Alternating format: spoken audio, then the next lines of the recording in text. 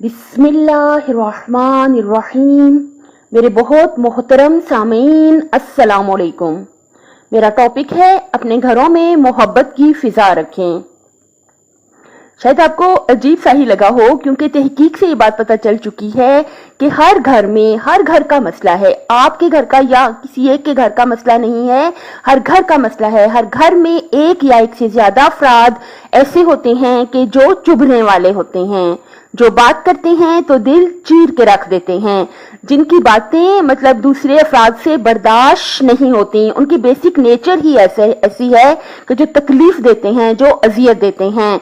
तो ये सब जानते हुए भी अगर मैं ये कह रही हूँ कि घरों में मोहब्बत की फिजा रखें, ये बहुत ज्यादा जरूरी है, हमारी दुनिया की बेहतरी के लिए भी और यकीनन आखिरत की बेहतरी के लिए भी। यहाँ पर मैं बहुत प्यारा, एक बहुत मोहतरम उस्ताद हैं, उनकी बात बयान करना चाहूंगी। वो हमेशा यही कहते हैं कि जब दो लोगों में झगड़ा होता है तो जो कहता है कि मैंने सुलह करनी है, तो मैं कहता हूं कि आप अजीम इंसान हैं, आप ग्रेट हैं, आपको मैं बड़ा समझता हूं क्योंकि आपने पहल कर दी है। तो हमें मतलब कि जो इंसान पहल करता है अपने ताल्लुकात को बेहतर करने में, वो हकीकत में एक ग्रेट इंसान होता है। ऐसा नहीं है कि वो बहुत पस्त और हकीर है तो वो आके सुलह करेगा। यानी क्या मतलब कि हमें खुद, जो भी सुनने वाला है वो खुद जो है क्या करे कि पहल करे। किस चीज में? कि घर में मोहब्बत की फिजा कायम करे। कैसे कायम करे?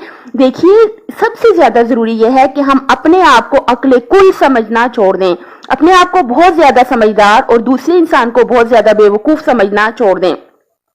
अगर हमें मोहब्बत की फिजा रखनी है तो कैसे रखेंगे? कि हम देखें कि दूसरे इंसान की खुशी किस चीज में है, वो क्या चाह रहा है।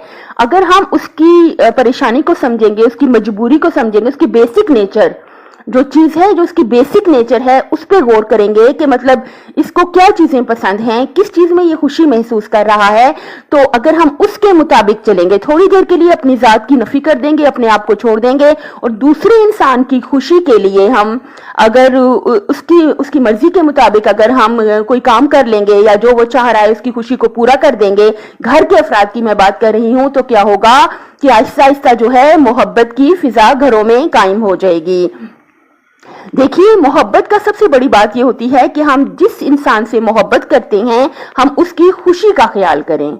हमारे लिए सबसे ज्यादा अहम उस शख्स की खुशी होनी चाहिए कि जिससे हम मोहब्बत कर रहे हैं। और जाहिर है सबसे ज्यादा जरूरी यह है कि हम अपने घर वालों से मोहब्बत करें और अल्लाह को हाजिर नाजिर जान के, अगला इंसान अगर हमसे कोई फरमाइश कर रहा है, कोई ख्वाहिश कर रहा है, अपनी कोई जरूरत बता रहा है, तो हम अल्लाह को हाजिर नाजिर जान के अगर हम कर सकते हैं तो लाजमी तौर पर अल्लाह को हाजिर नाजिर जान के कर दें।